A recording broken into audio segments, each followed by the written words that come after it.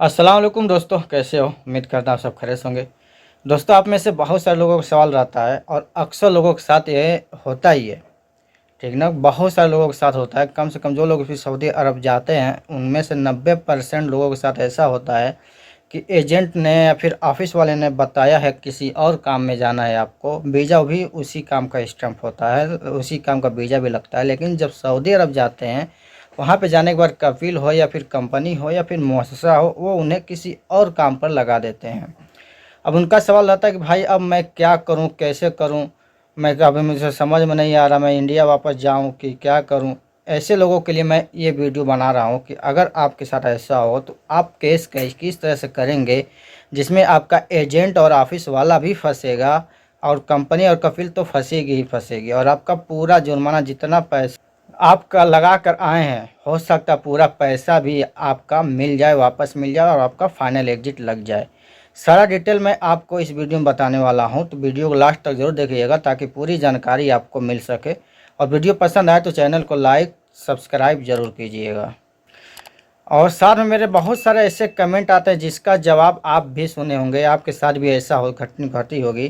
तो इसी टाइप का एक सवाल आया है मेरे पास, जैसे मैं पहला कमेंट के तौर पे ले रहा हूँ। वो है हैदर खान की तरफ से आया है। बोल रहे हैं मैंने पहले भी कमेंट किया था, आपने रिप्लाई नहीं आया। 12 दिसंबर को मेडिकल हुआ है, अभी तक वीज़ा नहीं आया है, एजेंट बोल रहा है हो जाएगा। देवरिया से हूँ। तो मेरे भाई, मैं आपको कैसे समझाऊं, मैं कितनी बार वीडियो में समझाऊं आप लोगों को। जिनका काम होने वाला होता है ना, तो मेडिकल के 10-15 दिन के अंदर ही उनका काम हो जाता है, और जिनका काम नहीं होने वाला है उन्हीं का काम लटकता है। अब 12 दिसंबर को आपने मेडिकल कराया था, ठीक है, अभी आपके मेडिकल में टाइम ही नहीं बचा होगा, शायद एक्सपायर भी हो गया हो या फिर एक्सपायर होने ही वाला हो, ठीक है। तो आपका अभी तक काम नहीं हो पाया, तो अभी तक आप इतना इंतज़ार क्यों कर रहे हैं? आप डायरेक्ट आप उनसे वीज़ा लीजिए, अपना पासपोर्ट और जो भी डॉक्यूमेंट दिए हैं उनको, और अपना पैसा वगैरह जो भी दिए हैं उसे वापस मांगिए, किसी और जगह काम करा लीजिए। या नहीं तो उनको बोल दीजिए भाई कि अगर मेरा मेडिकल एक्सपायर हुआ तो मेडिकल का पैसा आपको देना पड़ेगा, ठीक है। क्योंकि आपका जब इतना दिन हो गया, करीब 2.5 महीना हो गया, आपका काम नहीं हो पाया, तो अभी क्या होगा काम? अभी तो बिल्कुल भी नहीं होने वाला है, ठीक है। और दूसरा कमेंट आया मेरे पास शेख आयान का। बोलते हैं भाई मेरे को मेरा मेरा एजेंट वीज़ा नंबर दिया था, वीज़ा इशू डेट ये डेट हो गया है, यानी 8/11/1442 है। ये सही वीज़ा है या फेक है? भाई प्लीज़ रिप्लाई। मेरे भाई, आपको ये भी नहीं पता है शेख साहब कि वीज़ा नंबर कैसा होता है? आपका ये जो दिया हुआ ना, वीज़ा इशू डेट दिया हुआ है, ना कि वीज़ा नंबर दिया है आपका। ये डेट है, अरबिक डेट है, हिजरी डेट है ये, ना कि वीज़ा नंबर है। आप अपने एजेंट को बताइए कि भाई क्या हमें बेवकूफ़ समझ रहे हो, हमें बेवकूफ़ बना रहे हो? मुझे वीज़ा नंबर दो, वीज़ा इशू डेट नहीं चाहिए। वीज़ा इशू डेट लेकर आप क्या करेंगे? ठीक है ना। यही तो हाल होता है लोगों का। पहले लोगों को जानकारी लेना बहुत ज़रूरी होता है, और इसी जानकारी के लिए मैंने अपना व्हाट्सएप ग्रुप भी बनाया है, ताकि लोगों को जो जानकार नहीं है, जिनको कुछ मालूम नहीं है सऊदी अरब के बारे में, वो लोग हमारे व्हाट्सएप ग्रुप में ज्वाइन होकर अपनी जानकारी हासिल कर सकते हैं। जो भी सवाल हो, जो भी जानना चाहते हैं, फ्री में वहाँ से जानकारी ले सकते हैं। बस शर्त यही है कि भाई आप लोग मेरे वीडियो को वॉच करो, लाइक करो, आपको जानकारी जो भी हेल्प चाहिए फ्री में मिलेगी, ठीक है। अब आता है टॉपिक के ऊपर। अगर आपके साथ भी ऐसा हो, अगर आपका वीज़ा किसी और काम का है, कपिल कोई और काम करा रहा है आपसे, कंपनी कोई और काम करा रही है, तो आपको केस कैसे करना होगा, किस हिसाब से केस करना होगा और कहाँ जाकर केस करना होगा? क्योंकि ऑलरेडी एक बंदे ने केस किया हुआ है और उसका पूरा पैसा भी देने को राजी हो, देना पूरा जितना पैसा लगा कर है पूरा पैसा भी मिलेगा। और यहाँ तक कि एजेंट का जो जिस ऑफिस वाले ने भेजा था उसका लाइसेंस भी कैंसिल होने के कगार पर आ गया है। तो आप लोग केस अच्छे से करेंगे तो अच्छे से सुनवाई भी होगी और आपका फैसला भी आपके हक में होगा। डरने वाली बात नहीं है, ठीक है ना। लेकिन आपको कुछ ना कुछ कदम उठाना पड़ेगा। आप हेल्प की बात करते हो, आप हमसे कांटेक्ट कीजिए, मैं आपको तरीका बताऊंगा। चलना आपको पड़ेगा। जैसे जैसे मैं बताऊंगा वैसे वैसे आपको करना पड़ेगा भाई, ठीक है। लेकिन करना आपको है ना, मुझे नहीं करना है ये काम, ठीक है ना भाई। मैं जैसे जैसे बताऊंगा वैसे वैसे आपको करना होगा, अकेले करना होगा। आपका आपका काम है, आपको करना पड़ेगा। लेकिन जो तरीका है किसी को पता नहीं होता, तो मैं बताने वाला हूँ।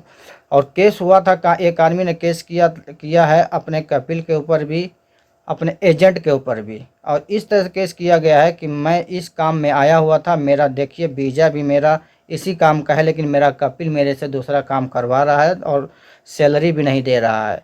और इसके अलावा मैं अपने ऑफिस में इतना पैसा भर कर आया हूँ, इतना पैसा ऑफिस में दिया हूँ, टोटल मेरा आने जाने में इतना पैसा खर्च हुआ है। इस तरह से उसने केस किया था इंडियन एम्बेसी में। आप लोगों को लगता होगा कि इंडियन एम्बेसी काम नहीं करती है, सही बात है, काम तो ज़्यादा करती नहीं है, लेकिन जब करती है ना तो अच्छे अच्छों के होश भी ठिकाने आ जाते हैं। बड़े बड़े कपिलों के, बड़े बड़े कंपनियों के भी होश ठिकाने आ जाते हैं। तो रेफ़र किया गया, फिर एम्बेसी ने रेफ़र किया विदेश मंत्रालय में इंडिया। ठीक है, फिर इंडिया से एजेंट के पास भी फ़ोन किया गया कि भाई तुम इस मामले को, इस मसले को हल करो, जैसे भी चाहे हल करो, आदमी को बुलाओ, उसका जितना पैसा लगा है उसका पैसा भरो, नहीं तो हम आपका जो है लाइसेंस भी कैंसिल कर देंगे। जिससे आप उसमें खतरा ये भी अब हो गया एजेंट के ऊपर कि भाई मैं किसी भी तरह से अपना लाइसेंस वो बचाऊं। तो ये लाइसेंस बचाने का बस एक ही तरीका है, जितना पैसा उस आदमी ने लगा कर गया था उतना पैसा एजेंट को भरना पड़ेगा। फिर कपिल को बोलना पड़ेगा या कंपनी को किससे रिक्वेस्ट करना पड़ेगा, भाई उसका फाइनल एग्जिट लगा दो और उसका टिकट करके इंडिया भेज दो। जब इस तरह से आप लोग केस करेंगे तब आपको सुनवाई होगी, और अच्छे जगह से केस करेंगे तो। अगर आपके साथ भी ऐसा होता है तो हमें हमारे व्हाट्सएप ग्रुप में ज्वाइन होकर मुझे डायरेक्टली एडमिन को मैसेज कर सकते हैं। इसमें 3 एडमिन है, मेरा एडमिन अलग है, सऊदी न्यूज़ हिंदी का एडमिन मैं हूँ। ठीक है, तो आप डायरेक्ट मुझसे मैसेज करेंगे, अपनी प्रॉब्लम बताएंगे, सारा कुछ मैं आपको व्हाट्सएप के ज़रिए बता दूंगा कि आपको इस जगह जाना होगा, ये नंबर है। आपको कहीं घर से बाहर भी जाने की ज़रूरत नहीं पड़ेगी, आपको घर बैठे रूम पे बैठे बैठे अपने मोबाइल से सारा फॉर्म फिलअप कर सकते हैं। और आपके एरिया से नज़दीक, अगर एम्बेसी नज़दीक है, आप एम्बेसी में विजिट कर सकते हैं तो और भी बेहतर होगा, वहाँ पर जाएंगे तो और भी अच्छे से काम होगा।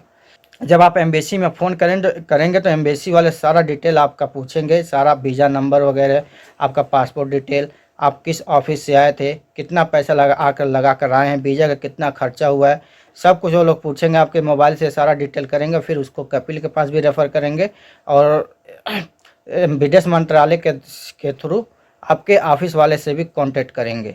तब जाकर आपका काम होगा। आपको अच्छे से अपना केस मजबूत करना होगा, लेकिन बिल्कुल रियल होगा आपके साथ, और रियल आपके साथ में परेशानी है।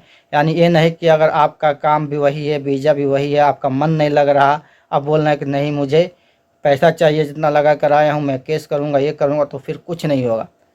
ठीक है ना।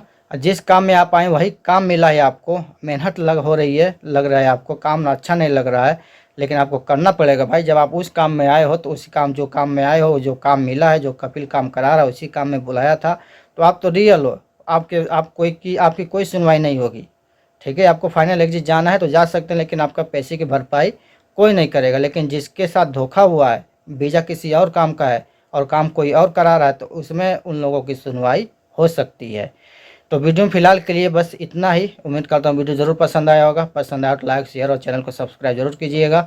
फिर मिलते हैं नेक्स्ट वीडियो में, तब तक के लिए हमें दीजिए इजाज़त। दुआ में याद रखें। अल्लाह हाफिज़।